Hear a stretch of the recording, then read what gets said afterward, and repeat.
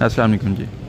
अच्छा, आज हम लाहौर में एक साइट पे मौजूद हैं और एक बहुत टेक्निकल सवाल जो कि अक्सर अब आने लग गया सोलर की साइड से भी, चाहे वो रेजिडेंशियल लोग क्यों ना हो, रेजिडेंशियल सोलर क्यों ना हो, और हमारे पास फैक्ट्रियों की तरफ से ये पहले भी आता है, चाहे सोलर लगा हुआ हो या ना लगा हुआ हो। यानी कि ये एक जेनेरिक इलेक्ट्रिकल का सवाल है। क्योंकि इसका हल ज़्यादातर अर्थिंग से निकाला जाता है, तो इसलिए ये सवाल मेरे पास आता है, तो मैंने सोचा आपको डिस्कस कर दूं। और डिस्कशन का फ़ायदा ये होगा कि आप मेरे से जब बात करेंगे कुछ इन्फॉर्मेशन आपको पहले ही होगी और आप मुझे टू द पॉइंट इन्फॉर्मेशन देंगे और जल्दी आपका हल हो जाएगा।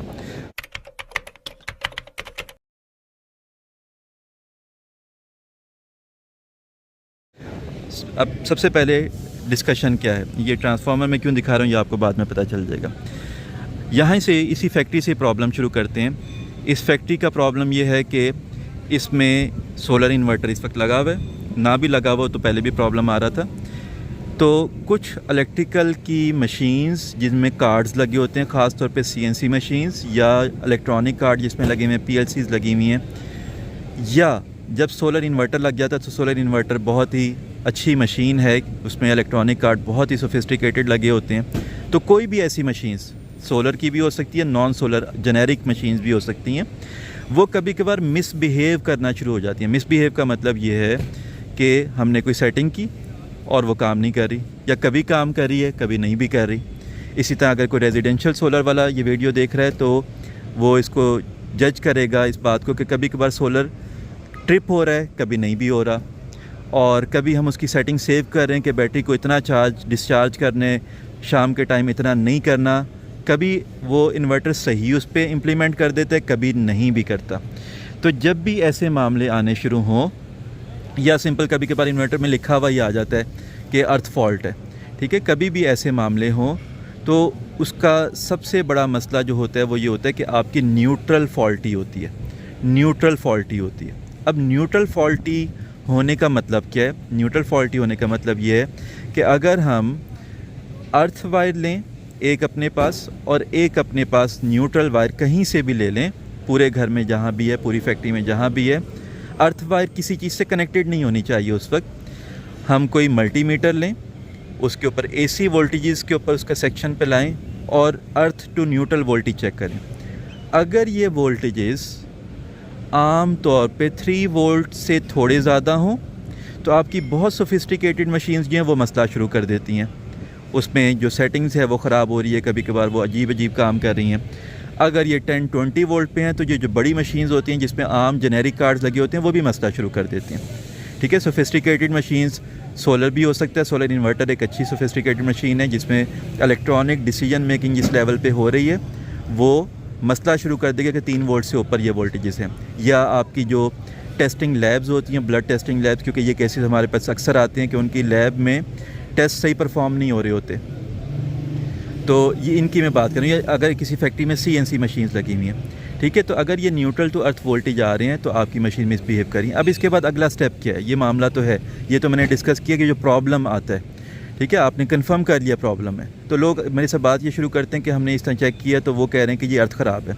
देखें, न्यूट्रल और अर्थ में वोल्टेज जब चेक करें और न्यूट्रल पे वोल्टेज आ रहे हैं तो इसका ये मतलब नहीं है कि अर्थ ख़राब है, इसका ये मतलब है कि प्रॉब्लम है, ठीक है। और ये 99% प्रॉब्लम न्यूट्रल में होता है। ये आप इसी चैनल पे वीडियो देखें एक जगह पे, उस पर न्यूट्रल टू अर्थ वोल्टेज किसी साइट पे निकाल के दिखाया हुआ भी होगा कि कंफर्मेशन के साथ कि अर्थ तो ठीक है, वो तो उसी वक्त टेस्ट हुआ है, लेकिन वोल्टेज आ रहे हैं तो वो न्यूट्रल ख़राब है। अब न्यूट्रल ख़राब कहाँ से कहाँ तक हो सकता है? अब ये आपको समझ में आएगा मैं ट्रांसफार्मर के पास क्यों खड़ा हूँ।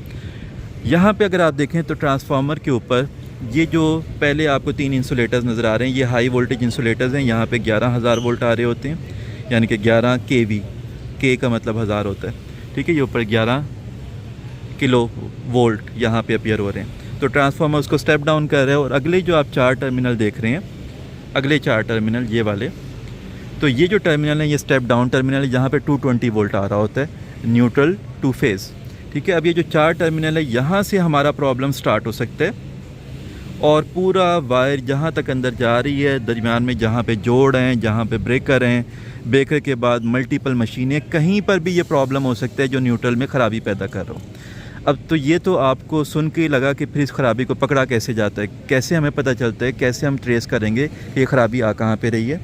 अब इस प्रॉब्लम को ट्रेस करने के स्टेप बाय स्टेप अप्रोच क्या होती है। चाहे ये प्रॉब्लम आपके घर में आ रहा हो, चाहे किसी फैक्ट्री में आ रहा हो, चाहे किसी कमर्शियल जगह पे आ रहा हो, मसलन ब्लड लेबॉर्ट्रीज़ होती हैं, मैंने आपको बताया उधर अक्सर ये प्रॉब्लम डिस्कस हो रहा होता है, उनके टेस्ट सही नहीं आ रहे होते।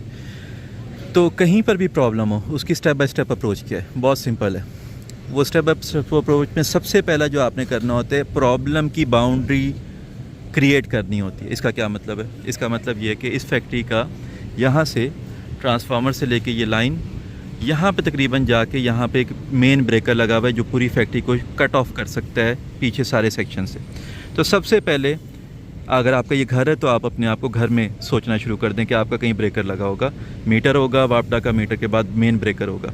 तो सबसे पहले आपने ब्रेकर बंद करना है, और अगर घर में फैक्ट्री में यूपीएस वगैरह हैं तो वो सारी चीज़ें बंद कर देनी है, यानी कि इंटरनल शट डाउन कर देना आपने, कंप्लीट शट डाउन। वापडा की सप्लाई भी कट कर देनी है, और इंटरनल अगर कोई पावर जनरेशन है, वो जनरेटर हो सकता है, वो यूपीएस हो सकता है, उन सबको बंद कर देना है। घर में तो ये बहुत आसान होता है, फैक्ट्री में मुश्किल होता है। तो इन एनी केस आपने ये बंद कर देना। अब बंद करने के बाद क्या होता है, आपने फिर से जो पहला स्टेप था जिस प्रॉब्लम आइडेंटिफिकेशन का था कि आपने अर्थ से न्यूट्रल के वोल्टेज चेक किए, आपने फिर से वो चेक करने।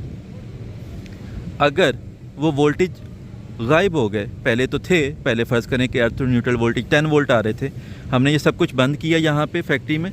अगर ये वोल्टेज ख़त्म हो गए, ख़त्म होने का मतलब 0 वोल्ट अपीयर हो रहे हैं, 0.5 वोल्ट अपीयर हो रहे हैं, ठीक है, अगर वो कम हो गए हैं, सही रेंज में आ गए हैं, लेस दैन 3 पे आ गए हैं आम तौर पे, तो इसका मतलब ये हुआ कि जो भी प्रॉब्लम है जो हमने तलाश करनी है अभी, वो फैक्ट्री के अंदर नहीं है, आपकी बाउंड्री के उस साइड पे नहीं है, आपकी अपनी प्रेमिसेस में नहीं है, बल्कि आपकी प्रेमिसेस से बाहर है। अब प्रेमिसेस से बाहर कौन कौन सी प्रॉब्लम होती हैं? आम तौर पे जो 99% होती हैं वो मैं आपको जल्दी बता देता हूँ। वो ये होती है कि अगर आपकी ये जो वायर है, डिस्ट्रीब्यूशन लाइन जो आ रही है ट्रांसफार्मर से जो स्टार्ट हो रही है, इसके अंदर कोई जोड़ है तो उस जोड़ में लूज़ हो रहा होता है, उसको इधर से ट्रांसफार्मर को शट डाउन करवाएं, उसकी डीज़ जिसे कहते हैं, डी बेसिकली इसे कहते हैं, मैं दिखा दूँ। ये जो ऊपर आपकी 11 kV की लाइंस होती हैं, ये 11 kV की लाइन आ रही है, तो ट्रांसफार्मर में एंटर होने से पहले ये एक सेक्शन है जिसको हम डिस्कनेक्ट कर सकते हैं आसानी से।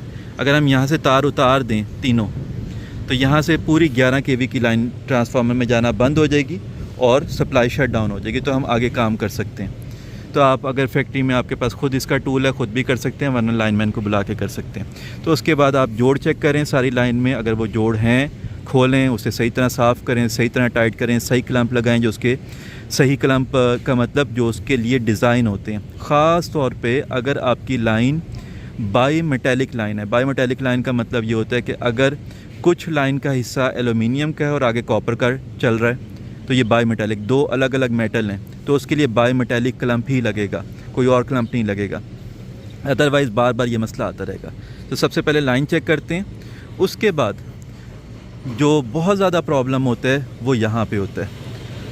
अगर आप ये वाले पॉइंट्स देखें, जो 4 पॉइंट्स हैं, एक पे ब्लैक वायर है, फिर वाइट वायर है येलो, और एक पे आपको जो लेफ़्ट साइड पे नज़र आ रही है, ये है बेसिकली न्यूट्रल। मुझे कैसे पता है? क्योंकि उसी के साथ एक तार निकली हुई है और वो पोल के साथ भी अटैच हो रही है, वो बेसिकली अर्थ हो रहा है, देखें, और नीचे पोल को ही यूज़ किया हुआ है इन्होंने, जो कि गलत है। मैं कहा हुआ है, अभी ये ठीक कर रहे हैं, उसी पर्पज़ के लिए ये हमारे डीलर भी यहाँ आए हुए अर्थिंग करने के लिए इस वक्त।